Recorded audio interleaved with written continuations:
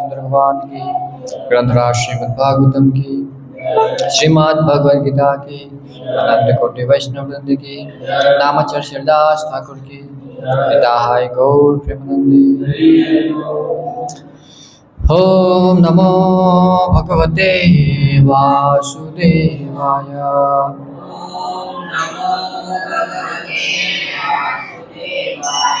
ओम नमो भगवते वासुदेवाय।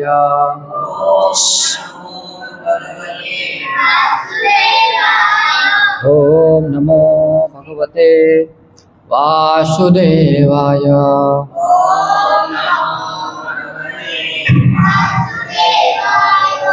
नारायणं नमस्कृत्य नरं चैव नरोत्तमं देवीं सरस्वतीं व्यासं ततो जयमुदीरयेत्। नस्तप्रायेषु भद्रेषु नित्यं भागवत सेवया भगवते उत्तम श्लोके भक्तिर्भवतीरनैष्टिकी। कृष्णाय वासुदेवाय देवकी नंदनाय च नंदगोपकुमाराय गोविंदाय नमो नमः। जय श्री कृष्ण चैतन्य प्रभु नित्यानंद श्री अद्वैत गदाधर श्रीवासादि गौर भक्तवृंद। हरे कृष्ण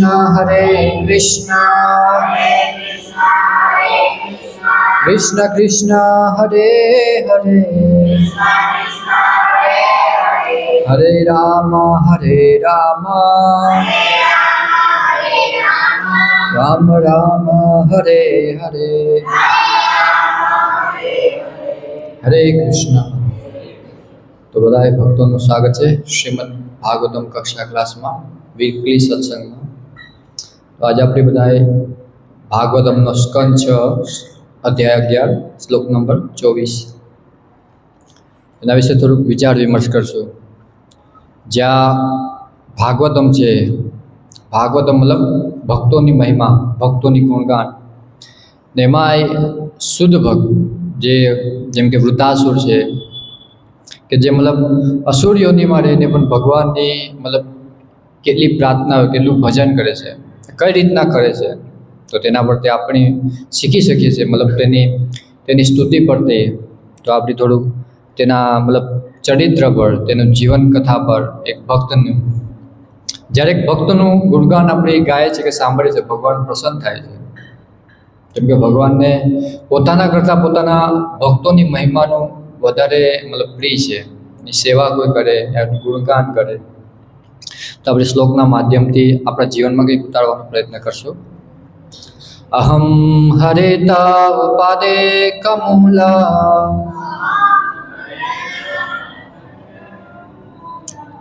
दासानुदासो भवितास्मि भूयः।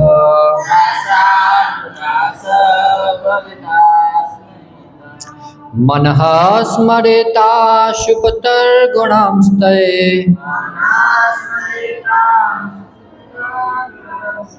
गृणीत्वा कर्म करतु कायः।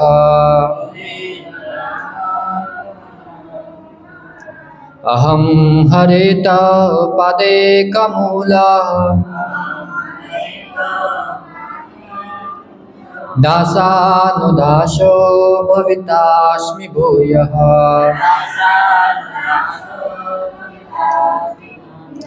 मनः स्मरेता सुपतर्गुणांस्ते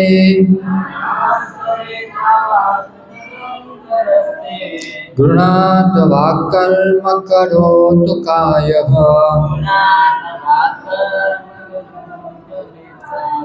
अहं हरेत पदेकमूल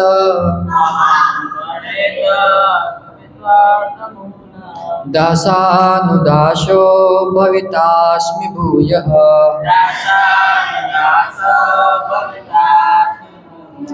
मनः स्मरेताशुपतर्गुणांस्ते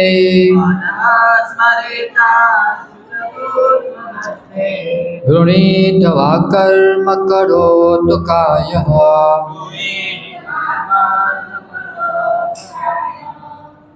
बोलो कोई प्रभुजी પાસે છે માતાજી પાસે કોઈ છે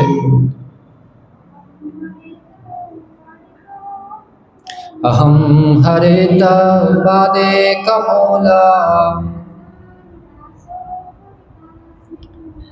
दासानुदासो भवितास्मि भूयः मनः स्मरेताशुपतर्गुणास्ते गृणीत्वा कर्म करोतु कायः बोलशो प्रभु છે આવ્યું 6 11 કઈ વાંધો નથી શબ્દાર્થ અહમ હું હરે હે ભગવાન તવ તમારા પાદ એક મૂલ બધાય બોલવાનો પ્રયત્ન કરજો એકમાત્ર ચરણ કમળ જ શરણ્ય છે તેઓ દાસાનો દાસ તમારા સેવકનો પણ સેવક ભાવિતાસ્મી થઈશ ભૂયઃ ફરીથી મન મારું મન સ્મરેત સ્મરણ કરે પશુપતે પ્રાણનાથના ગુણોને તે તમારા ગૃણીત ગાઈશ વાક વાણી શબ્દો કર્મ સેવાના કાર્યો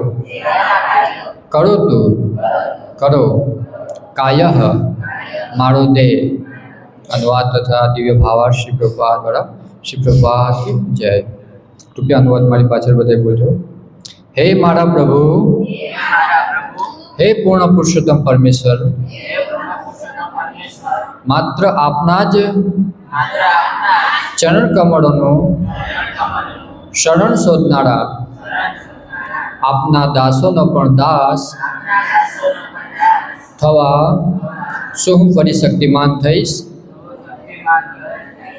હે મારા પ્રાણનાથ હું પુનઃ આપનો સેવક થાઉં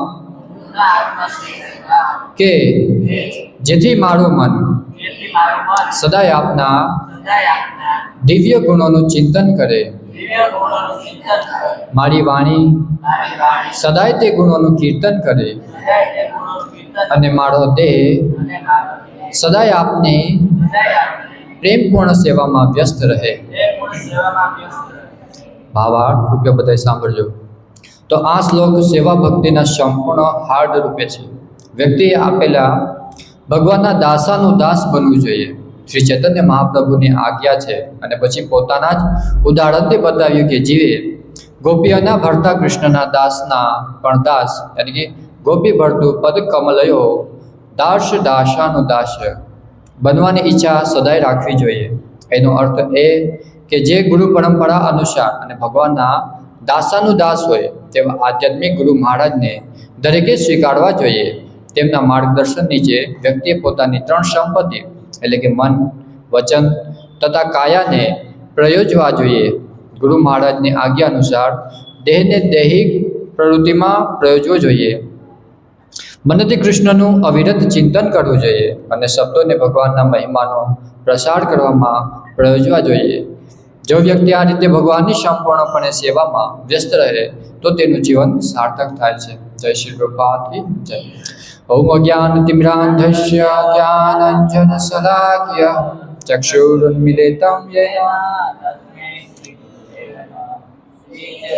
मनोविष्टं साकृतं येन भूतले स्वयं रूपा कदामयं ददाति स्वपदान्तिकं वन्देऽहं श्रीगुरुकमलं गुरुवैष्णवांशं श्रीरूपं शाद्रजातं सहगं रघुनाथं वितां तं सजीव साद्वैतं सावधूतं परिजनसहितं श्रीकृष्णचैतन्यदेवं श्रीराधा कृष्णपादान् सहगणललिता श्रीविशाखान्वितांश्च हे कृष्णा करुणा सिन्धु दीनबन्धु जगत्पते गोपेश गोपिका कान्त राधा कान्त नमस्तुते तत्पकाञ्चन गौराङ्गी श्रीराधे वृन्दावनेश्वरी वृषभानुसुते देवी प्रणमामि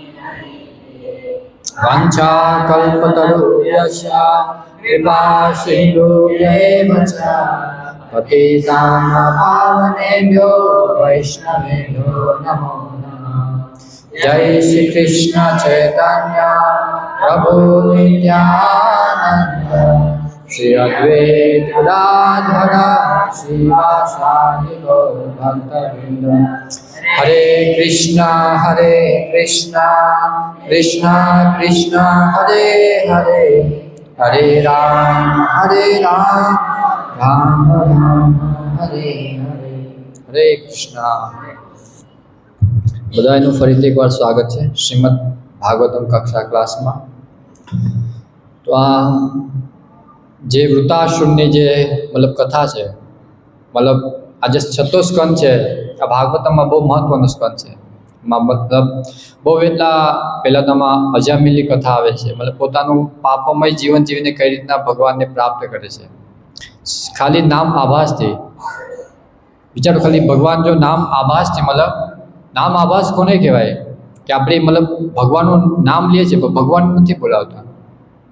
જેમ કે આપણા પુત્રનું નામ આપણે રાખેલું છે નારાયણ, કૃષ્ણ, રાધે, તો આપણે પુત્રને બોલાવીએ છીએ, એમાં કોઈ આપણો ભગવાન પ્રત્યેની કોઈ લાગણી નથી કે ભાવ નથી। આને શું કહેવાય? નામાભાસ। હા, તો ભગવાન જો ભગવાનના નામાભાસમાં પણ મતલબ પ્રસન્ન થઈ જાય છે। તો વિચારો, જ્યારે તમે શુદ્ધતાથી ભગવાનનું નામ લેશો તો ભગવાન શું નહીં કરે। તો એવા આ જે વૃદ્ધાસુર છે જે એક મહાન ભક્ત કહેવાય, જેની યોની અસુર યોની છે, જે અસુર યોનીમાં રહીને ભગવાનની જે ભક્તિ કરેલી, તો આ જે વૃદ્ધાસુર અસુર શા માટે બન્યો? જ્યાં પરથી આપણને ખબર પડશે કે ભગવાન ના દેવ જોઈશે ના અસુર જોઈશે કોઈ યોનીમાં, ના ઉચ્ચ નીચે કંઈ નથી જોતા। ભગવાન શું જોઈશે? ભાવ જોઈશે। કેનો કેવો ભાવ છે?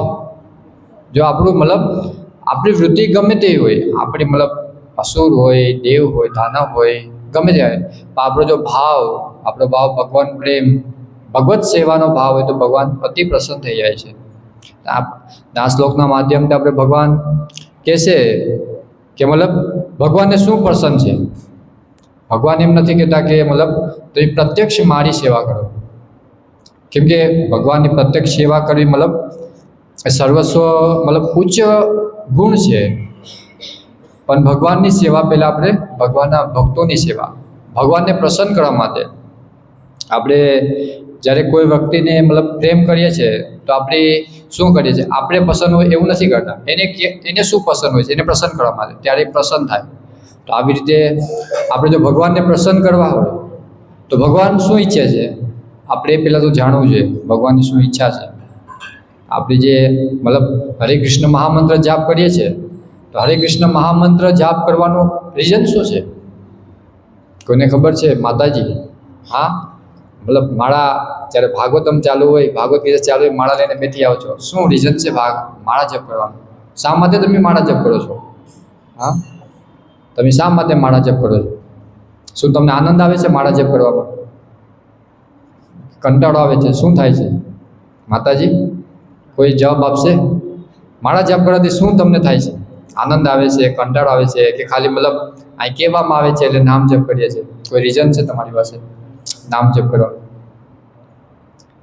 આપણે જો ભગવાન સાથે આપણી પ્રત્યક્ષ વાત નથી કરી શકતા, આપણે એવો ભાવ નથી કે ભગવાન સાથે આપણે મતલબ પ્રત્યક્ષ વાત કરી શકીએ, તો તો આ એક સાધન છે ભગવાન સાથે વાત કરવાનું.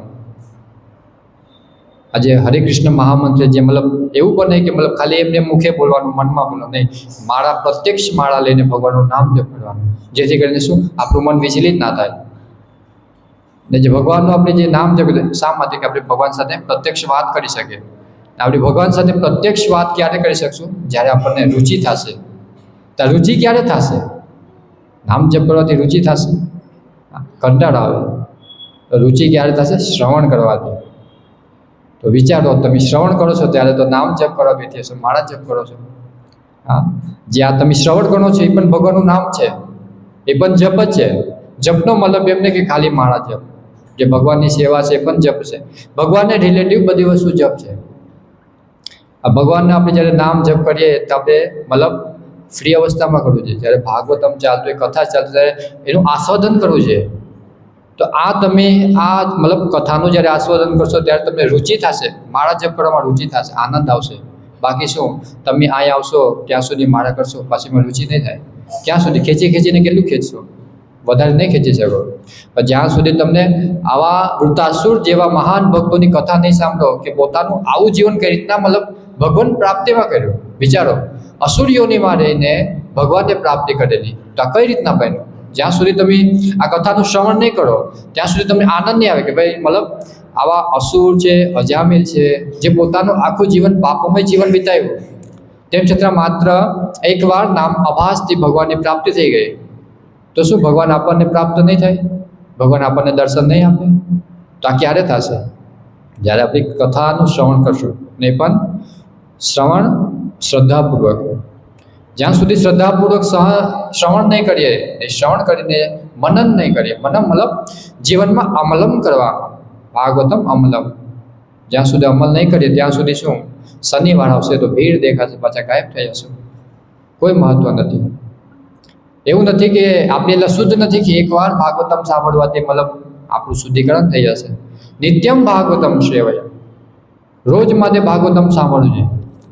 એવું નહીં કે મતલબ શનિવાર છે, વીકલી પ્રોગ્રામ છે તો શનિવારમાં મતલબ દેખાય, બીજા દિવસો ગાયબ થઈ જાય. તો બીજા દિવસમાં શું, બીજા દિવસે શું આપણી મતલબ શુદ્ધિ, આપણે એટલી શુદ્ધ રહેશું, નિરંતર ભગવાનની સેવામાં રહેશું. આપણું જો શુદ્ધિકરણ કરવા માટે આપણે એન કેન પ્રક્રિયા કોઈ પણ રીતે ભગવાનની સેવામાં લાગવું જોઈએ. યથારૂપે મન, વાણી, વચન, શરીર રૂપે ગમે તે રીતે ભગવાનની સેવા કરવી જોઈએ. જ્યારે આપણે નામ જપ કરીએ છીએ ને, આજે હરે કૃષ્ણ મહામંત્રનો જે નામ જપ છે એનું મતલબ તાત્પર્ય શું કહેવાય? આપણે મતલબ ભગવાન પાસે એક સેવા માંગે છે, ભગવાન મને તમારી સેવામાં લગાડો. આપણી મતલબ નિરંતર ભગવાનને કહે છે, ભગવાન મને તમારી સેવામાં લગાડો. તો ભગવાન કયો કરો, સેવા કરો. આ સેન્ટર બનાવ્યું છે, કરો સેવા. હા, પ્રત્યક્ષ તમે જાઓ છો બીજા મંદિરોમાં, તમને સેવા કરવા ન મળે આમ ભગવાન, બસ બારોબારથી દર્શન કરો, ચાલ્યા જાઓ. પણ ભગવાને જો પ્રત્યક્ષ ભગવાનની સેવા કોને મળે? તો જ્યારે આપણે નામ જપ કરે છે, કાંઈ નહીં, ગમે ત્યારે તમે અઠવાડિયામાં એકવાર તમારી યથાશક્તિ, યથાસમય, એવું નહીં કે ભાઈ કામ છોડીને ગમે તે રીતે મતલબ આવો સેવા, કોઈ પણ સેવા જરૂરી નથી ભાઈ. જેમ કે શું કહેવાય, આ એક ખુરશી આદાવડી પડી તમે સીધી કરી શકો છો, વ્યવસ્થિત મૂકી શકો, એ પણ સેવા છે. સેવાનો મતલબ એવું નહીં કે ઉચ્ચ સેવા. હંમેશા મતલબ જે ભક્ત હોય છે હંમેશા નિમ્ન યોનિની સેવા કરે છે. શું કહેવાય, આપણે શું કહે છે કે જેમ કે કોઈ પ્રસાદ લે છે, પ્રસાદ લીધો, બધું કથા બતા થાય, પછી જે એ બધું પૈતા પછી જે છેલ્લે મતલબ નિમ્ન યોનિની સેવા શું કહેવાય? સાફ સફાઈ. હા, સાફ સફાઈ, કોઈ બર્તન ક્લીન કરવા. આ શું કહેવાય? જે મતલબ આપણે કથા શ્રવણ કરી, આપણે પ્રસાદ લીધો, આપણું બધું પુણ્ય કોણ લઈ જાય? આ છેલ્લે જે મતલબ સફાઈ કરીએ ને એ બધી આપણું પુણ્ય લઈ જાય. વિચારો કેટલું મહત્વ છે. આપણને શું ખ્યાલ નથી આ સેવાનું કેટલું મહત્વ છે. પ્રત્યક્ષ સેવા કરવાથી ભગવાનની પ્રાપ્તિ થાય છે. ભગવાન કહે છે નિરંતર મારી સેવા, મતલબ સેવા મતલબ મનથી સેવા કરો, વાણીથી. કાંઈ નહીં તો તમે શું કહેવાય, કોઈને મતલબ તમારા વચનથી સેવા કરી શકો, કોઈને મતલબ એવું કહી શકો કે મતલબ આ ઇસ્કોન મંદિર છે, અહીંયા ભગવાનનું દર્શન કરવા આવી શકો છો. કોઈને મતલબ દિવ્ય જ્ઞાન નથી આપવાનું, આપણી પાસે એટલું દિવ્ય જ્ઞાન પણ નથી, પણ આપણે પ્રત્યક્ષ કોઈને કહી શકીએ છીએ ઇસ્કોનમાં જગન્નાથ ભગવાન છે, તમે દર્શન કરવા આવી શકો. મતલબ ભાગવતમ હોય છે, ભાગવત ગીતા હોય છે, કાંઈ નહીં 5 મિનિટ આવીને ભગવાન શું કહે છે, ભગવાન શું તમને કહે છે, અહીંયા આવીને તપસ્યા કરો, આ કરો, આવો 5 મિનિટ આવો અને દંડવત પ્રણામ કરો, ચાલ્યા જાઓ, તમારું વ્યવહારિક જીવન જીવો.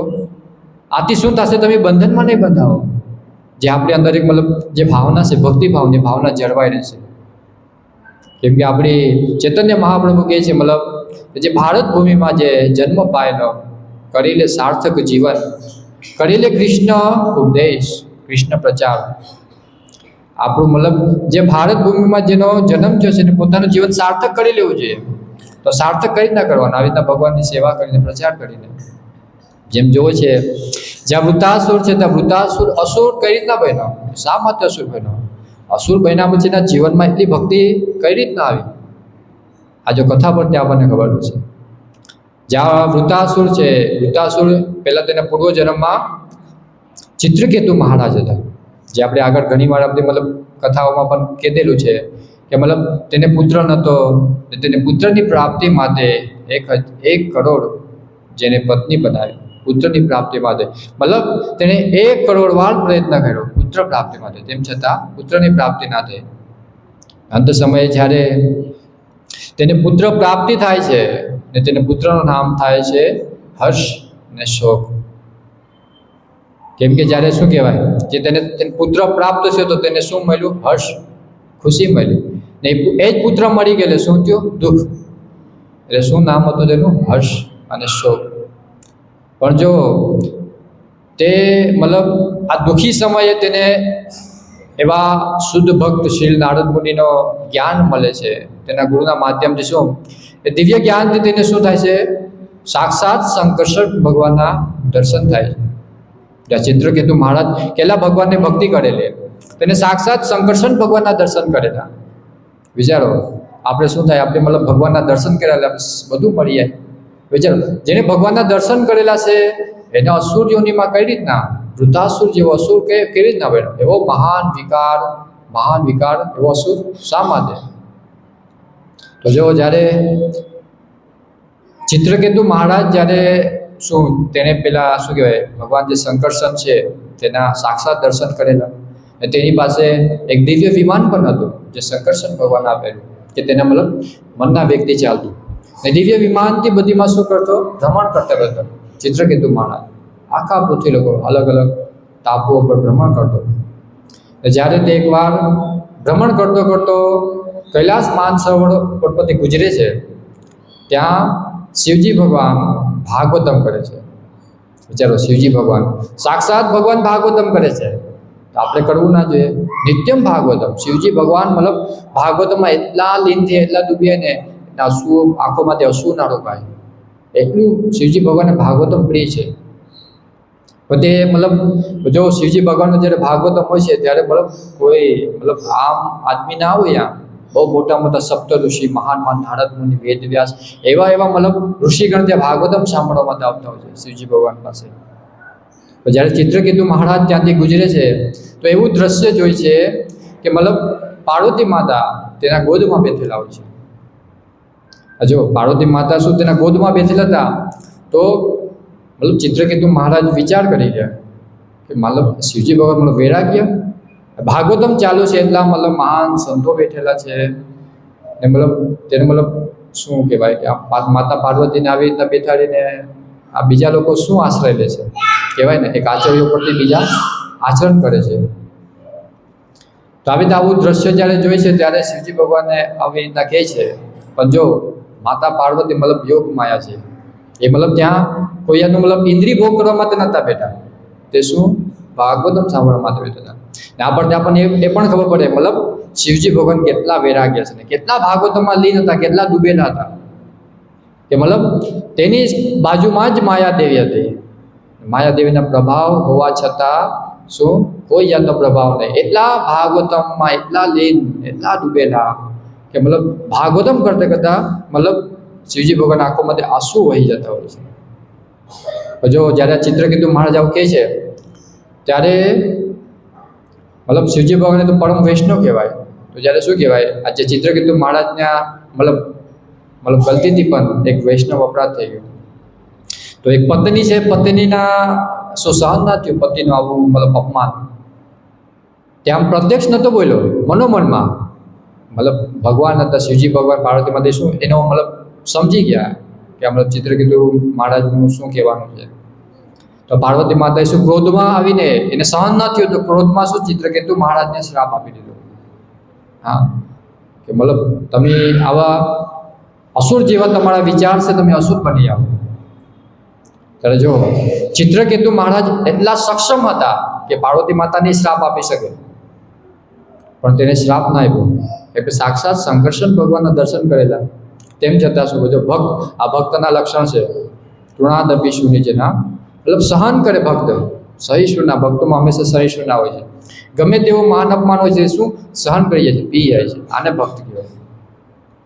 જ્યારે પાર્વતી માતા તેને અકારણ વર્ષ મતલબ અકારણ તેને શ્રાપ આપે છે, તો તેમ છતાં ચિત્રકેતુ મહારાજ શું તેને સહન કરી જાય છે.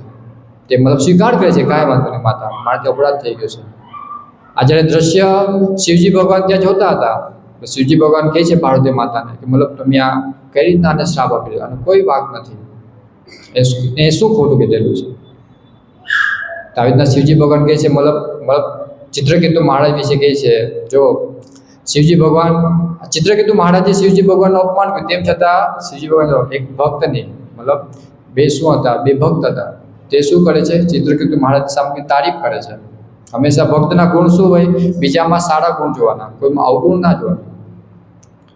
એટલે આવી રીતના ચિત્રકેતુ મહારાજ વિશે કહે છે કે મતલબ આ ભક્ત છે, આને મતલબ અકારણ વર્ષ તમે એને શ્રાપ આપ્યો. એ ચાહે તો તમને શ્રાપ આપી શકે, એ શ્રાપ ના આપ્યો. પછી આવી રીતે બીજા જન્મમાં મતલબ વૃતાસુર બને છે. વૃતાસુર બનીને ઇન્દ્ર સાથે તેનું યુદ્ધ થાય છે. તો કઈ રીતના કે જ્યારે એકવાર ઇન્દ્ર રાજાની જ્યારે સભા હોય છે, ઇન્દ્ર રાજાની સભામાં શું છે, ઇન્દ્ર રાજા મતલબ સ્વર્ગલોક મતલબ એક ભોગ યોની, ત્યાં મતલબ ઇન્દ્ર રાજા અપ્સરાઓનું નૃત્ય જોતા હતા, મદિરા મતલબ સોમરસનું પાન કરી રહ્યા હતા. એટલા મતલબ એ કહેવાય ને, એની પાસે એક સતા હતા. સતામાં મતલબ કોઈ પણ મદમોશ થઈ જાય, સતાના આવેગમાં અહંકાર આવી જાય, હું સર્વસ્વ એવું છે સતા આવે તો. જ્યારે તેના ગુરુ મહારાજ, જ્યારે દેવોના ગુરુ જ્યારે ત્યાં આવે છે, તો જો તેના ગુરુ મહારાજ ત્યાં આવી જવા છતાં તેને મતલબ જ્ઞાત નથી રહેતો, અવગણના કરે છે.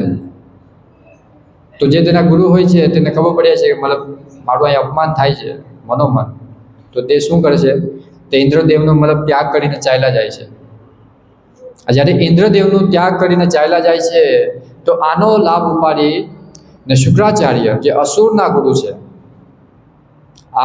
આજે શું કહેવાય છે, આ દેવ ને દાનવનું મતલબ યુદ્ધ તો હંમેશા ચાલુ જ રહેતું હોય છે, પણ દેવતા હંમેશા જીતી જતા હોય છે પોતાના ગુરુ મહારાજની શક્તિથી, ને પ્લસ બીજું શું ભગવાનના ભક્ત હોય છે. એ લોકો શું ભગવાનની વાણીને માનતા હોય છે, એટલે હંમેશા વિજય તેનો થાય છે. પણ જ્યારે શું કહેવાય કે આ સમય શું થયું કે ઇન્દ્રદેવ પોતાના જે ગુરુ છે એ ગુરુનો શું ત્યાગ કર્યો, મનોમન અપમાન કરીને તેનો ત્યાગ કર્યો. તો આનો લાભ ઉપાડીને શુક્રાચાર્ય જે અસુર છે, પોતાના ગુરુ મહારાજનો સહારો લે ને દેવતાઓ સાથે યુદ્ધ કરે છે, ને એ યુદ્ધમાં દેવતાઓ પરાસ્ત થાય છે. વિચારો, આમ હરેક વાર દેવતાઓ અસુર સાથે યુદ્ધ કરે છે, તો અસુરો પરાજિત થઈ જાય છે. શા માટે? દેવતાઓ સાથે તેના ગુરુ હોય છે, ભગવાનની ભક્તિ હોય છે. અહીંયા શું થયું, પોતાના ગુરુનું અપમાન થયું, એટલે જો તેમને હારવું પડ્યું, પદ છોડવો પડ્યો ત્યાંથી, ને અસુરો ત્યાં હાવી થઈ ગયા. તો આ વેદનાથી મતલબ ઇન્દ્રદેવ મતલબ શું કહેવાય કે બહુ ગ્રસિત થઈ ગયા હતા, ઈજા થઈ ગઈ હતી. એટલે આ પ્રશ્ન લઈને બ્રહ્માજી પાસે જાય છે, ને બ્રહ્માજી મતલબ તો પરમપિતા કહેવાય, એને તો મતલબ ખબર પડી ગઈ કે આનું રીઝન શું છે, આનું કારણ શા માટે ઇન્દ્રદેવ મારી પાસે આવ્યો છે. તેની મનની વાત જાણી ગયો કે મતલબ તે તારા ગુરુનું અપમાન કરેલું છે, તે તારા ગુરુના અપમાનથી જે તને શું તે તને જે શક્તિ પ્રદાન, જે તને શક્તિ મળતી હતી એ કોના માધ્યમ, ગુરુના માધ્યમથી મળતી. એટલે આપણને શું કહે, આપણને શું લાગે, આપણે એવું કંઈ કાર્ય કરે તો આપણે શું, આપણે અહમ આવી જાય કે આ કાર્ય મેં કરેલું છે, મારા દ્વારા થયેલું છે. પણ ખરેખર આપણને જે ગુરુ પરંપરાના માધ્યમથી આપણને શું કૃપા પ્રાપ્ત થતી હોય છે, એ શક્તિ પ્રદાન કરતા હોય છે. બાકી આપણામાં કોઈ જાતની શક્તિ નથી. જે અહીંયા અત્યારે બોલી રહ્યો છું, મતલબ મેં તો આજે કંઈ વાંચ્યું નથી, કાંઈ નથી, બસ એમ ડાયરેક્ટ આજે એવી સેવા હતી. તો મતલબ આ શું કે ગુરુ મહારાજની કૃપાથી આપણને બધું જ્ઞાન મળે કે આપણે મતલબ થોડું ઘણું બોલી શકીએ. આપણામાં કોઈ એવું સામર્થ્ય નથી કે આપણે કોઈ મહાન નથી કે હું અહીંથી બોલું છું, તમે અહીંથી બધા આપણે એક સમાન જ છે. જે અહીંથી બોલે છે એટલું સાંભળે છે, બધાને એટલો જ લાભ થાય છે. તો જ્યારે શું મતલબ સાંભળવાળો શ્રદ્ધાપૂર્વક સાંભળે ત્યારે તેનામાં પરિવર્તન આવે છે. એ ગુરુ પરંપરા છે. જ્યારે ગુરુ પરંપરામાં આપણે કંઈ ગ્રહણ કરીએ તો તેનું ફળ મળે. બાકી આપણે શું કરીએ છીએ મતલબ જેમ કે ઇસ્કોન ગુરુ પરંપરા છે, ગૌરીય વૈષ્ણવ સંપ્રદાય, અને શું કહેવાય બ્રહ્મ માધવ ગૌરીય વૈષ્ણવ સંપ્રદાય. આપણે અહીંયા આવીએ છીએ, અહીંયા બધું પાલન કરીએ છીએ, પણ મતલબ કોઈ બીજા સાધુ સંતનું સાંભળીએ છીએ, બધા સાધુ સંતને મતલબ ગુણગાન ગાય છે. આ ખોટું નથી, પણ કહેવાનું વસ્તુ શું છે, તમે જે પરંપરામાં છે એ પરંપરાનું પાલન કરવું જોઈએ, એ ગુરુનો આશ્રય લેવો જોઈએ. બીજા ગુરુ મહાન જ છે, જો તમને એ ગુરુ પસંદ છે તો એ ગુરુ પાસે ચાલ્યા જવું જોઈએ. મતલબ કોઈ એકનો સહારો લેવો જોઈએ. કે કહેવાય ને કે મતલબ જ્યારે આપણે કોઈ વિવાહ થઈ જાય, વિવાહ થાય તો આપણી એક પત્ની હોય છે, તો આપણે મતલબ એ પત્ની સાથે મતલબ જ્યારે જીવન વિતાવે ત્યારે શું એ ધર્મ અનુસાર કહેવાય. તો જ્યારે પછી બીજાની પત્ની તરફ મતલબ એવું દોડો દાલીએ તો શું અધર્મ કહી જવાય. તો આવી જ આપણી જે પરંપરામાં છે, આપણા ગુરુ મહારાજને આ અનુસાર આપણે તેને ફોલો કરવું જોઈએ, નાખી બીજા લોકોને. બધા પોતપોતાની રીતે મહાન છે, જો આપણે તે મતલબ યોગ્ય લાગતા હોય તો આપણે તેની પાસે જાવ. મતલબ કોઈનો એક સહારો લેવો છે, કોઈ એક ગુરુનો સહારો લેવો છે. એમને કે ભાઈ આજે આ ગુરુ, કાલે બીજા ગુરુ, હા મતલબ અહીંયા આ ગુરુનું સાંભળ્યું, કાલે બીજા ગુરુનું, તો બધું મિશ્રિત થઈ જાય છે, કૃપા પ્રાપ્ત ના થાય. એમાં શું કહેવાય કે આપણે તેના પ્રત્યે આપણે શરણાગત નથી. એટલે કોઈ એકનો સહારો લેવો છે. એકનો સહારો લેવાથી એ આપણા પર કૃપા દ્રષ્ટિ રાખે છે. તો આવી રીતે બ્રહ્માજી કહે છે ઇન્દ્રદેવને કે મતલબ તમે ભગવાન પાસે જાઓ, ભગવાનની યાચના કરો, ભગવાનને પ્રાર્થના કરો, કે જેથી કરીને તમારા દુઃખોનું નિવારણ થાય. જો આપણને ખબર છે પડે છે કે ઇન્દ્રદેવને જ્યારે દુઃખ આવ્યું ત્યારે કોની પાસે ગયા? બ્રહ્માજી પાસે. તો આનું સમાધાન બ્રહ્માજી પાસે પણ નથી. બ્રહ્માજી શું કહે છે, આના કરતાં તમે ક્યાં જાઓ? ભગવાન પાસે જાઓ, વિષ્ણુ પાસે જાઓ. મતલબ દેવતાઓ પાસે ગમે તેટલું દુઃખ આવે તે બ્રહ્માજી પાસે જાય, ને બ્રહ્માજી કોની પાસે જાય છે? ભગવાન પાસે જાય છે, ક્ષીણ સાગરમાં. ત્યાં ભગવાનને મતલબ મનોમન પ્રાર્થના કરે છે, ને ભગવાન તેને ઓનલાઈન સંદેશો આપે છે. તો આ ઇન્દ્રદેવે એકવાર તો તે પોતાના ગુરુનું અપમાન કર્યું, ત્યારે બ્રહ્માજી કહે છે કે તમે તેના જે પુત્ર છે વિશ્વરૂપ, તેને ગુરુ બનાવો. કેમ કે ગુરુના માધ્યમથી તમે મતલબ તમે તમારું પદ, તમારું જે ઐશ્વર્ય તમે લઈ શકશો. એટલે વિશ્વરૂપ છે તેમાં કહે છે બ્રહ્માજી કે એનામાં એક છે ખૂબી કે મતલબ તે અસુરોને પણ માન સન્માન આપે છે. પણ ત્યારે શું ઇન્દ્રદેવને તો શું મતલબ તે રાજ્ય જોતું હતું, મતલબ તે શું કહેવાય તેનું સ્વર્ગાસન જોતું હતું, તેને ગુરુની આવશ્યકતા હતી. તો આ દેવતાઓ બધા જાય છે, વિશ્વરૂપ પાસે જાય છે, તેને પ્રાર્થના કરે છે કે મતલબ અમને શિષ્ય રૂપે ગ્રહણ કરો. વિશ્વરૂપને તો મતલબ પ્રસન્નતા થાય છે, મતલબ કે એવા દેવરાજ ઇન્દ્ર જેવાની મતલબ સેવા કરવાનું કોને ના ઈચ્છા થાય. તો જો અહીંયા જે વિશ્વરૂપ છે તે ઇન્દ્રદેવથી નાના હતા ઉંમરમાં, તેના ભત્રીજા કહેવાય. તે અસુરોના મતલબ પુત્ર હતા. અસુર ને દેવતા બે ભાઈઓ, ને એનો પુત્ર મતલબ ભત્રીજો થાય. તેમ છતાં ઇન્દ્રદેવ તો એમને શું કહે છે કે એવું ના વિચારતા કે મતલબ તમે ઉંમરથી નાના છો, અમને કઈ રીતના મતલબ અમારા કઈ રીતના ગુરુ બનશો. ત્યારે કહે છે કે તમે જ્ઞાનથી મોટા છો, તમે તપસ્વી છો, તો તમે અમને ગ્રહણ કરી શકો છો. આવી રીતના વિશ્વરૂપને પણ ઇન્દ્રદેવ શું તેમના ગુરુ બનાવે છે, અને પછી શું કરે છે, તે પછી અસુરો સાથે યુદ્ધ કરે છે. અસુરો સાથે યુદ્ધ કરે છે ત્યારે પછી શું થાય છે, અસુર સાથે તે દેવતાઓ જીતી જાય છે, પાછું તેને સ્વર્ગલોક મળી જાય છે. આવી રીતના ચાલે છે, યજ્ઞ હવન ચાલે છે. પછી જ્યારે ઇન્દ્રદેવને એકવાર ખબર પડે છે કે આ જે વિશ્વરૂપ છે એ અગ્નિનું જે હવનનું જે હોમ કહેવાય એ અસુરોને પણ આપે છે. તો ઇન્દ્રદેવ ભયભીત થઈ ગયો કે અસુરોને આપશે આનું ફળ, તો અસુરોમાં શક્તિ આવી હશે, તો એ લોકો બધું બલવાન થઈ હશે, તો એને પાછું શું થાય છે, એને પાછું એના પદની મતલબ સંચય થાય છે. આ અસુરો જો પાછું આવા બલવાન થઈ જશે તો પાછા યુદ્ધ કરીને પાછા જીતી હશે. તો આથી શું કરે છે, દેવરાજ ઇન્દ્ર જે પોતાના ગુરુ વિશ્વરૂપનું ગરદન કાપી નાખે છે. વિચારો, એક તો તે મતલબ વૈષ્ણવ હતા, તે ગુરુનો અપરાધ, બ્રાહ્મણ દોષ, બ્રહ્મ દોષ. તો આ બ્રહ્મ દોષના લીધે બ્રહ્મદોષ એની પાછળ આવતો. ત્યારે ઇન્દ્રદેવ 1 લાખ વર્ષ સુધી તે કમળમાં જઈને તે મતલબ તપસ્યા કરે છે આ દોષમાંથી મુક્ત થવા માટે. તેની બીજી અલગ કથા છે, આપણે એટલું ડીપમાં નહીં જશું. તો જે આ વિશ્વરૂપનો જે પિતા છે ત્વષ્ટા, એ ક્રોધિત થઈ ગયા, તેના પુત્રનો વધ કરી દીધો ઇન્દ્રદેવે. તો શું કરે છે, ઇન્દ્રને મારવા માટે હવન કરે છે. હવન કરે છે, હવનમાં એટલું મતલબ મંત્ર કરે છે, એટલું ક્રોધમાં આવેશમાં આવીને એટલું મતલબ જોર જોરથી ઉચ્ચારણ વારંવાર એવો મંત્ર કરે છે, તો શું કરે છે તેના મંત્રમાં એક રસ્વાઈ ને દીર્ઘાઈમાં એક ફરક પડી જાય છે. તે મંત્ર એવો બોલે છે કે મતલબ એવો મારો પુત્ર પ્રગટ થાય કે જેથી ઇન્દ્રદેવનું વધ થાય. તો એક અક્ષર રસ્વાઈ ને દીર્ઘાઈના ફરક માધ્યમથી શું થયું, ઇન્દ્ર દ્વારા જે મળી જાય, ઇન્દ્ર દ્વારા જે મળે એ પુત્ર પ્રગટ થાય. વિચારો, જ્યાં આપણે શ્લોક બોલીએ છીએ, શ્લોકનો મતલબ થોડું ઘણું બોલવામાં થાય તો ઉચ્ચારણ બદલી જાય છે. જેમ આપણે બોલીએ છીએ ગુજરાતીમાં બગલો, બગલાની માથે મીંડું હોય તો શું થઈ જાય, બંગલો, બંગલાની માથે મીંડું કાઢી લે તો બગલો બની જાય. હા, ખાલી એક મીંડાનો ફરક છે, તો એ કેટલો તફાવત છે. તો આવી રીતે મોટો વિશાળ કાંઈ અસુર પ્રગટ થાય છે, વૃતાસુર. જ્યારે વૃતાસુરનો જન્મ થાય છે, આપણે શું કે મતલબ જ્યારે કોઈનો જન્મ થાય તો મતલબ નાનો બાળક હોય પહેલાં, હા, આ વૃતાસુરનો જ્યારે જન્મ થયો, વિશાળ કાય વૃતાસુર, એટલો ગગનચુંબી વિશાળ કાયનો તેનો મતલબ શરીર જ પહેલેથી એટલો જન્મ થયો, એટલો મતલબ બહુ કાળો કાળો, એટલો વિશાળ કાય, ક્રૂર દેખાતો હતો. ને પછી એને જે તેના પિતા છે તેને કહે છે ત્વષ્ટા કે આવી રીતના તારા ભાઈનો ઇન્દ્રદેવે વધ કરી દીધો છે, તો એનો આપણે અપમાનનો બદલો લેવો જોઈએ. તો એને મતલબ વૃતાસુરને ઇન્દ્રદેવ સાથે યુદ્ધ કરવા મોકલે છે. તો આ વૃતાસુર જો એટલો શક્તિશાળી હતો, એટલો વિશાળ કાય, મતલબ એને આગળ દેવતાઓ તો એટલા મતલબ ચીટી સમાન દેખાય. ત્યારે એ જાય છે, જો આ વૃતાસુર એટલો શક્તિમાન હતો તે ઈચ્છે તો મતલબ બધીને મારી શકે, પણ તેવું નહોતો કરતો. તે મતલબ એક મતલબ ધર્મ, એક તેની અંદર શું ભક્તિ હતી. આ વૃતાસુર છે કોણ છે, જે પૂર્વજન્મમાં જે ચિત્રકેતુ મહારાજ જે તેને પાર્વતી માતા જે શ્રાપ આપે છે, આ જ શ્રાપના રૂપે વૃતાસુરનો જન્મ થાય છે. વૃતાસુર જે ચિત્રકેતુ મહારાજ છે તે ભક્ત હતો ભગવાન, શંકરસન ભગવાનનો સાક્ષાત દર્શન કરેલું, તો તેને અંદર ભક્તિ હતી જ. જોજો, આ તેને પૂર્વજન્મમાં ભક્તિ કરેલી, તેમ છતાં અસુર્યોની મળી, તેમ છતાં તેની અંદર તે ભક્તિ યથારૂપ હતી. એટલે તો ભક્તિનું આ મહત્વ છે. આ ભક્તિ એવી છે કે એવું નથી કે તમે હમણાં ભક્તિ કરી, જેટલું નામ છે પૂરો પાછો બીજો જન્મ થશે તો પાછું પહેલેથી શરૂઆત કરવું. ના, આ તમારે પાછું ત્યાંથી જ, તમે 20% તમારી ભક્તિ થઈ તો પાછું 21%થી જ ચાલુ થશે. આ ભક્તિને એટલું મહત્વ છે. બાકી આપણે જોઈએ છીએ ભૌતિક સંસારમાં આપણે ગમે તેવું કાર્ય કરીએ છીએ, ગમે તેટલું યશ સંપત્તિ ભેગી કરીએ છીએ, તો આ શરીર પૂરતી જ હોય છે.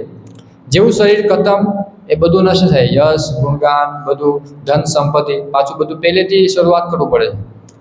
પણ જે આ હરિનામ રૂપી ધન છે, ભગવાનની સેવા, ભગવાનની ભક્તિ, એ અનંત કાળ સુધી રહે છે. અહીંથી આધ્યાત્મિક જીવનમાં તમારું રહે છે, તમારું ત્યાં સાથે આવે છે. તમે 20% ભક્તિ કરી તો પાછું તમારી 21%થી ભક્તિ ચાલુ થાય છે. જ્યાં સુધી આપણું 100% પ્યુરિફાય ના થઈ જાય, શુદ્ધતા ના આવી જાય, ત્યાં સુધી આપણે મુક્ત ના થઈ શકીએ, કે ભગવાન સુધી જઈ ન શકીએ. તેના માટે પાપોમાંથી મુક્ત થવું પડે. આપણી પાપ કરવાની જે વૃત્તિ છે એનાથી મુક્ત થવું પડે. આપણી અંદર જે 6 પ્રકારના દોષ છે એનાથી મુક્ત થવું પડે. જ્યાં સુધી ભગવાનની પ્રાપ્તિ ના થાય, તો જે આપણે શું કહેવાય, જે માળા જાપ કરીએ છીએ, ભગવાનની સેવા કરે છે, આ ભગવાનની સેવા કરતે કરતે વધારે શું આજે આપણે પ્યુરિફાય છે, વધારે અધિક માત્રામાં શુદ્ધતા થાય. જેમ કહેવાય કે આપણે ભગવાનના દર્શન કરીએ તેમાંય પ્યુરિફાય થાય છે જપ કરવાથી, પણ સેવા કરવાથી અધિક માત્રામાં. કેમ કે સેવા કરવાથી આપણું મન તેમાં અટેચમેન્ટ, ત્યારે આપણે શું બીજા કોઈ ગુણો દોષો વિચાર ભૌતિક સંસારને બધીને આપણે ભૂલી જાય છે. જ્યારે આપણે નામ જપ કરીએ છીએ ત્યારે અલગ અલગ વિચારો આવે છે, પણ શું કહેવાય, જ્યારે ભગવાનની સેવામાં લીન હોય ત્યારે બધું ભૂલી જાય, સંસાર આખું ભૂલી જાય. આ સેવાનું એટલું મહત્વ છે. એટલે તો વૃતાસુર કહે છે કે મતલબ ભગવાનને પ્રાર્થના કરશે, ભગવાન કે મતલબ મને તમારા દાસનો દાસ બનાવો. એક વાર નહીં, 7 વાર. આપણી જે મતલબ આજે સંપ્રદાય છે, સંપ્રદાયનો મેન ઉદ્દેશ્ય શું છે, દાસાનો દાસ. મતલબ એક વાર ના, દાસાનો દાસ બનવાનો. પણ આપણે અહીંયા શું બની ગયા છે, બોસાનો બોસ બને છે, બધી પણ મતલબ બોસ બને. હા, તમારા કરતી ભાઈ હું અહીં જૂનો છે, હા, તમે તો હમણાં આવ્યા, તમારા કરતાં અમે પહેલાં સેવા કરીએ છીએ, ત્યાં શું થઈ ગયું, આપણી તેના બોસ બની ગયા. પણ ખરેખર આપણો ભાવ શું હોય છે, દાસ. ચાહે કોઈ આજે આવ્યું કાલે આવ્યું, બધા ભગવાનના જીવ છે. તો આપણે શું બધાની આપણે સેવા કરવી જોઈએ. તો જો વૈષ્ણવ, જ્યારે વૈષ્ણવ અપરાધ થાય છે તો આપણું શું થઈ જાય છે, પતન થઈ જાય છે. ભગવાન જો તમે ગમે તેટલું જો આપણે જોઈએ છીએ, ઇન્દ્રદેવ કેટલા પાપ કરે છે, તેમ છતાં ભગવાન તેના પર કૃપા દ્રષ્ટિ રાખે છે, કેમ કે નિરંતર ભગવાનની સેવા કરે છે, ભગવાનની આજ્ઞાનું પાલન કરે છે, ભગવાન જેવું કહે છે એવું મતલબ આ બધાનું દેખરેખ કરે છે. જય જય શ્રી ગૌર નિતાય સુંદર ભગવાન કી જય, શ્રી પ્રભુપાદ કી નિતાય ગૌર પ્રેમાનંદ. તે ભગવાનની આજ્ઞાનું પાલન કરે છે એટલે શું ભગવાન તેને કાંઈ નથી કહેતા, હરેક વાર તેને ભગવાન શું માફ કરી લે છે. નાની નાની ભૂલો જેમ કે આપણે ગોવર્ધન લીલા જોયેલી, પછી અહીંયા જોયું કે મતલબ બ્રાહ્મણ દોસ્તી બંધ, તો પછી ભગવાન શું તેને એટલું નથી કહેતા, માફ કરી દે છે. ભગવાન એને ઉપાય આપે છે. જો આ વૃતાસુરનો જ્યારે આવો તેના પર આક્રમણ કરે છે, તેના મતલબ તેને મારવા માટે કોઈ ઉપાય નથી, ત્યારે ભગવાન પાસે જાય છે, વિષ્ણુ ભગવાન પાસે. વિષ્ણુ ભગવાન પાસે જાય છે અને વિષ્ણુ ભગવાન શું કહે છે કે તમે દધીચી ઋષિ પાસે જાઓ. એના જે મતલબ જે શું કહેવાય બોન કહેવાય ને હાડકા, એ હાડકાનું જે વજ્ર બનશે એનાથી વૃતાસુરનો વધ થશે. તાજે જે આ મતલબ જે દેવતાઓ છે દધીચી ઋષિ પાસે જાય છે, શા માટે? પોતાનું પદની રક્ષણ કરવા માટે. આ જે દધીચી ઋષિ છે એ મતલબ ભગવાનનું તપસ્વી, કોઈ ભગવાનના ભક્ત હોય છે, તપસ્વી હોય છે. તો જ્યારે એને ખબર પડે છે કે મતલબ ભગવાને કીધું છે કે તમારા મતલબ જે હાડકા છે હાડકામાંથી વજ્ર બનશે અને તેનાથી શું થશે? વૃતાસુર અસુરનું વધ થશે. તો દધીચી જો પોતાનું પ્રાણનો ત્યાગ કરી નાખે છે ભગવાનની સેવા કરવા માટે, ભક્તની સેવા માટે. વિચારો, આપણી અંદર એટલા માત્રામાં તો આપણે મતલબ વૃત્તિ ના હોય કે આપણે મતલબ પોતાનો દેહ થોડો ત્યાગી શકીએ બીજાની સેવા માટે. આ દધીચી ઋષિ પોતાનું જીવન એટલા માટે જ ટકાવી રાખ્યું મતલબ ગમે તે હું ભગવાનની સેવા યા ભગવાનના ભક્તોની સેવા કરી શકું. તેને જેવો મતલબ મોકો મળ્યો એક ક્ષણ ના વિચાર્યું, શું કર્યું? તે પોતાનો દેહ ત્યાગ કરી નાખ્યો. આ જો એક બાજુ દધીચી ઋષિ છે કે જે મતલબ પોતાની મતલબ એક સેવા ભાવ માટે પોતાનો દેહ ત્યાગ કરી નાખે છે, અને એક બાજુ દેવરાજ ઇન્દ્ર છે પોતાના પદ માટે મતલબ એક મતલબ સાધુનો દેહ લીધો. એવું જોઈ શકે છે. જો આ જે ભક્ત હોય છે મતલબ જે પોતાની ઈચ્છાની તૃપ્તિ તેના મનમાં કાંઈ ના હોય, તેની હંમેશા ઈચ્છા શું કે બધા બીજા વૈષ્ણવની સેવા કરી નાખે. કેમ કે આ જે દેવરાજ ઇન્દ્ર છે એ પણ મતલબ ભગવાનના ભક્ત જ છે. હા, ભલે અહીંયાની ગમે તેવી પરિસ્થિતિ ભગવાનના ભક્ત છે, નિત્યમ ભગવાનની સેવામાં હોય છે. તો દધીચી ઋષિ શું કે આવા ભક્તોની સેવામાં તે પોતાનો દેહનો પણ ત્યાગ કરી દે છે. આપણે એટલું તો નથી કરી શકતા, પણ શું આપણે આપણા અંદરના જે અવગુણો છે એનો તો ત્યાગ કરી શકીએ છીએ, એને તો આપણે મારી શકીએ છીએ ને. કે આપણી અંદરના શું આ ઈર્ષા, દ્વેષ, લોભ, લાલચ એને તો આપણે દૂર કરી શકીએ ને. કે જે આપણે બીજાના અંદર જે ગુણ ને દોષો જોવાની જે આપણી આદત છે એને આપણે દૂર કરવી જોઈએ. તો આવા દધીચી ઋષિના વજ્ર, તેના હાડકામાંથી વજ્ર બને છે ને વજ્રથી વૃતાસુર સામે તે યુદ્ધ કરવા જાય છે. જ્યારે વૃતાસુર સામે યુદ્ધ કરવા જાય છે ભગવાન તેને કહે છે દેવરાજ ઇન્દ્રને કે આ દધીચી ઋષિના જે હાડકામાંથી જે વજ્ર બન્યો છે વજ્રથી વૃતાસુરનો વધ થશે. તેમ છતાં જે ઇન્દ્રદેવ છે તે પોતાનું મતલબ શસ્ત્ર બળનો ઇસ્તેમાલ કરે છે. આપણે કહેવામાં આવે છે કે મતલબ ભગવાનનું નામ જપ કરવાથી, ભાગવતમ સાંભળવાથી, સેવા કરવાથી આપણને મુક્તિ પ્રાપ્ત થઈ જશે. તેમ છતાં આપણે આપણી રીતના પ્રયત્ન કરીએ, બીજા દેવી દેવતાઓ પાસે જાય, આપણી રીતના અહીં જાય વાં જાય. આવી રીતના ઇન્દ્રદેવ આવી રીતના જ કર્યું. ભગવાને તેને કીધેલું કે વજ્રથી વૃતાસુરનો વધ થઈ જશે. તેમ છતાં શું તે પોતાની તલવારનો ઇસ્તેમાલ કરે છે, ગદાનો ઇસ્તેમાલ કરે છે, વૃતાસુર ઉપર પ્રહાર કરે છે. એકવાર તેને ગદા મારશે વૃતાસુરને. વૃતાસુર સામે શું ગદા તેટલી સમાન. તેને પિક્ચર તો આમાં કોણ જાણે હોય તો તેનું પિક્ચર આવે છે કે મતલબ એની સામે તો એટલી ગદા લાગે છે રમકડા જેવી. એ ગદા પકડીને પાછો એ ઇન્દ્રદેવને મારે છે. તો એ હાથીને લાગે છે, મતલબ હાથી મતલબ કેટલા 14 વાર તે મતલબ પડી જાય છે. તો મતલબ વૃદ્ધાસુર પાછો તેને જ્ઞાન આપે છે, ભાઈ તું તારા બળનું ઇસ્તેમાલ શા માટે કરે છે? જો અહીંયા વૃદ્ધાસુર દેવરાજ ઇન્દ્રને જ્ઞાન આપે છે. શા માટે? કેમ કે તેના અંદર પહેલાની ભક્તિ છે, પહેલાનું ભાગવતમ તેની અંદર છે. તેને પોતાના મૃત્યુનો ભય નથી. તે મતલબ તેને ખબર છે કે મારું મૃત્યુ થવું અનિવાર્ય છે, કેમ કે ભગવાનની આ ઈચ્છા છે. જે ભક્ત હોય છે હંમેશા પોતાની ઈચ્છા મરજી મુજબ ના જીવતા, એમાં ભગવાનની શું ઈચ્છા છે એના માટે તત્પર હોય છે. ચાહે તો મતલબ ઇન્દ્રદેવને મારી શકે તો તે નહોતા મારતા, કેમ કે ભગવાનની શું ઈચ્છા છે કે અહીંયા દેવરાજ ઇન્દ્રનો વિજય થાય ને મારું પરાસ્ત થાય. તો આવી રીતના જે વૃતાસુર દેવરાજ ઇન્દ્રને મતલબ ઉપદેશ આપે છે, જ્ઞાન આપે છે કે તમને ભગવાને કીધું છે આ વજ્ર જે દધીચી મુનિનું જે વજ્ર છે, વજ્રથી મારું વધ થઈ શકે છે, તો તમે તમારી શક્તિનો ઇસ્તેમાલ શા માટે કરો છો? જેમ આપણને અહીંયા કહેવામાં આવે છે, પ્રભુપાદ જેમ કહે છે આપણને કે ભગવાનનું નામ જપ કરવાથી, 16 માળા જપ કરવાથી, 4 નિયમનું પાલન કરવાથી, ભાગવતમ શ્રવણ કરવાથી આપણું મુક્તિ થઈ જશે. પ્રભુપાદ કહે છે કે હું તમને ગોલોકધામ લઈને જઈશ. તેમ છતાં આપણે શું આપણી રીતના પ્રયત્ન કરે છે? ના, પ્રભુપાદ નહીં લઈ જાય તો મને મારી રીતના કંઈક પ્રયાસ કરવા દો કે હું પહેલાં પહોંચી આવું. આપણા પ્રયાસથી કાંઈ ન થાય. આ બધું ગુરુ કૃપાથી થાય છે. આપણા પ્રયાસથી આપણે ભગવાન સમક્ષ ના જઈ શકીએ. અત્યાર સુધી આપણે ભટકતા હતા, પણ આપણા પ્રભુપાદ જેવા શુદ્ધ ભક્તોની મતલબ કૃપા પ્રાપ્ત થવાથી આપણે સત્સંગનો લાભ લઈ શકીએ છીએ, સત્સંગમાં બેસી શકીએ છીએ. બાકી આપણે કોઈ એવો વિચાર નતો થતો કે આપણો ટાઈમ બગાડીને સત્સંગમાં આવીએ. વેરાવળમાં 5 લાખની આબાદી છે, કોઈને એવો વિચાર નથી થતી.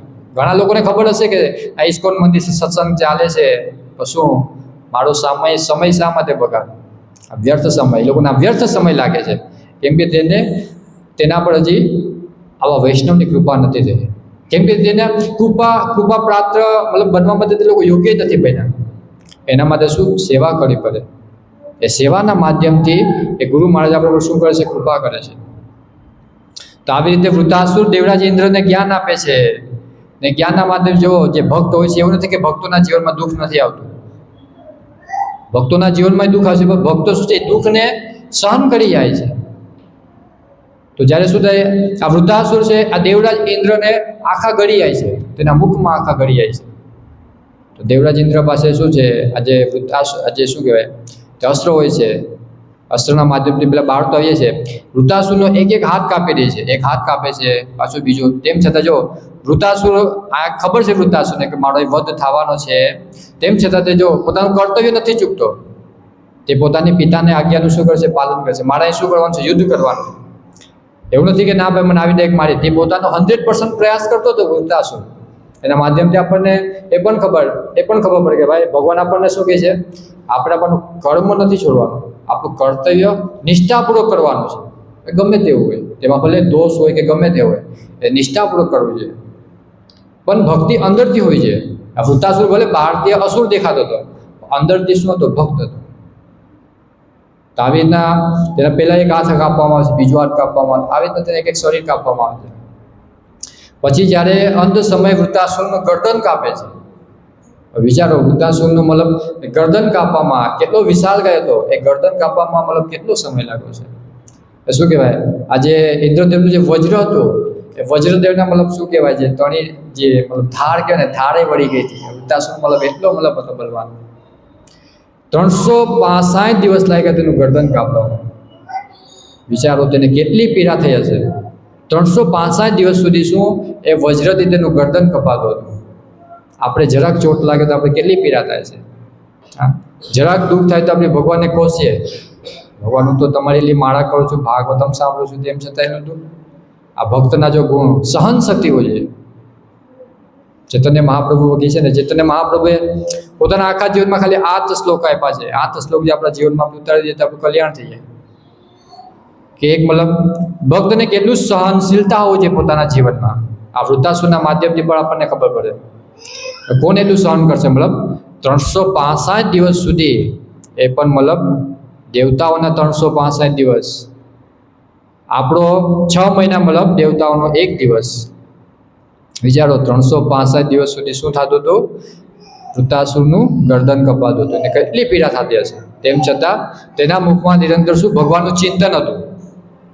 તે દેવરાજ ઇન્દ્રને કહે છે કે તમે મારો વધ કરો. પહેલાં શું કહે છે કે હું પહેલાં મારા મને શું ભગવાનના ચરણ કમળોમાં સ્થાપિત કરી દઉં. જો તેને દુઃખ થતું હતું, પછી દુઃખ સહન કરી શકવાનું એનું એક રીઝન શું હતું? કે વૃત્તાસુરે પોતાનું મનને ક્યાં? ભગવાનના ચરણ કમળોમાં શું સ્થાપિત કરી દીધું. તો ભગવાન શું સહન શક્તિ, મતલબ સહન કરવાની શક્તિ આપણને આપે છે. બાકી આપણને મતલબ થોડું લાગે તો આપણે મતલબ તુરંત દવાખાને જાય, તરત પાતાપિંડી કરીએ, ડૉક્ટર નહીં કે ભાઈ ગમે તેમ કરીને મતલબ આને સારું કરો. વૃત્તાસુર આવું કાંઈ નહીં, સહન કરતા કે ભગવાનની આ જ ઈચ્છા છે, ભગવાનની આ જ મરજી છે. આ જે ભક્ત હોય છે, જો આ વૃત્તાસુરના માધ્યમથી આપણને શું ખબર પડી? એક તો પહેલાં તેની અંદર શું છે? ભગવાનને પ્રાર્થના કરશે, જેના શું કહેવાય છે 4 શ્લોક છે. આ બધાને મતલબ 4 શ્લોક મતલબ કંઠસ્થ કરવો જોઈએ, પોતાના મતલબ ઘરમાં એ રાખવો જોઈએ ને વાંચવું જોઈએ. આ વૃત્તાસુરના જે 4 શ્લોક છે, મતલબ તે તે સમજાવે છે કે મતલબ ભક્તના ગુણ કેવા હોય છે, ભક્તને લક્ષણ કેવા હોય છે કે ભક્ત મતલબ આપણે ડાયરેક્ટ પ્રત્યક્ષ ભગવાનની સેવા ના કરી શકીએ ને ભગવાન એના કરતાં વધારે કઈ રીતના પ્રસન્ન થશે એ પોતાના જ્યારે ભક્તોની સેવા, જે ભગવાન પરાયણ હોય એવા ભક્તોની જ્યારે સેવા કરીએ ત્યારે ભગવાન રાજી થાય છે. ગમે તેના નહીં કે ભાઈ મતલબ એવા અમુક એવા ઘણા લોકો છે એટલે આપણે ન કહી શકાય ને એ તો એનું ઈચ્છા, પણ એવા ભક્તોની સેવામાં રહેવાનું જે નિત્ય ભગવત પરાયણ હોય, જે નિત્યમ તેના મુખમાં શું હોય, ભગવાનની વાણી હોય ને ભગવાનનો જે પ્રચાર કરતા હોય એવા ભક્તોની સેવા કરવી જોઈએ. ગમે તે એવું નહીં કે ભાઈ તેની પ્રત્યક્ષ સેવા કરવાની, તેની વાણીની પણ સેવા કરવી છે, જે કે તેનું પાલન કરવું તે પણ સેવા છે. પ્રભુપાદ કહે છે 16 માળા કરો, 4 નિયમનું પાલન કરો, તો એ કરવાથી શું થશે? પ્રભુપાદની આજ્ઞાનું પાલન થશે, એ પણ એની સેવા જ છે. પ્રભુપાદનું પુસ્તક વાંચો, એ પણ સેવા જ છે. સેવાનો મતલબ એવું નથી ખાલી બર્તન કરો, ઝાડુ પોતા કરો, બધી રીતે મન, વાણી, વચન, શરીર રૂપે બધી રીતે સેવા. આપણી એક એક ઇન્દ્રિયોને ભગવાનની સેવામાં લગાડવી જોઈએ. જ્યાં સુધી આપણે એક એક ઇન્દ્રિય ભગવાનની સેવામાં ના લગાડે ત્યાં સુધી આપણું હૃદય શુદ્ધ નહીં થાય. આપણે એક ઇન્દ્રિયના સેવામાં લગાડીએ શું થાય? બીજી ઇન્દ્રિય બીજી તરફ ભાગીએ, બીજી કામ વિષય વાસનામાં. એટલે શરીરની બધી ઇન્દ્રિયોને ભગવાનની સેવામાં લગાડવી જોઈએ. પ્રત્યક્ષ રીતે શરીર ભગવાનની સેવા કરવી જોઈએ. ગમે તે મતલબ અઠવાડિયામાં એકવાર સમય કાઢીને આવવું જોઈએ ભગવાનની સેવા માટે. હજુ માતાજીઓ મતલબ ભગવાનના સુંદર સુંદર ફૂલહારે બનાવે છે, ભગવાનના વસ્ત્ર બનાવે છે, ભગવાન માટે પ્રસાદ બનાવે છે, તો આપણે બધાને લાભ લેવો જોઈએ. શા માટે આપણે લાભ ના લઈએ? આપણે શા માટે આપણું કલ્યાણ ના કરીએ? આ એવું તો નથી કે તમને કોઈ ના નહીં પાડે કે ના પાડશે ભાઈ અમે તો ભાઈ નવા છે, અમને ક્યાંથી ના, તમને બધી છે. આવીને તમે અહીંયા બારી સાફ કરી શકો છો, હા ઝાડુ પોતા કરી શકો છો, તમને થોડો કોઈ રોકવાના છે. આ સેવા છે. ગમે તે નાનું મોટું કોઈ વસ્તુ આદાવડું પડ્યું છે તો વ્યવસ્થિત શકલીને આરામથી મૂકી દે, આ પણ સેવા જ છે. તો આ કરવાથી શું થશે? આપણે અંદર એક ભાવ જાગશે. આપણો જે અંદરનો જે અહંકાર છે, અહંકાર શું થશે? ચૂર ચૂર થશે. આપણો અંદરનો જે અહંકાર તોડવાનું એક જ માધ્યમ છે પ્રત્યક્ષ સેવા. જ્યારે આપણે ભગવાન પાસે જાય છે, આમ ભગવાનની દર્શન પૂજા અર્ચના, ત્યારે આપણો અહંકાર મતલબ નષ્ટ નથી થતો. અહંકાર નષ્ટ કરવાનું એક જ સાધન છે સેવા, પ્રત્યક્ષ સેવા. ત્યારે પ્રત્યક્ષ સેવા કરવાથી જ આપણો અહંકાર નષ્ટ થશે.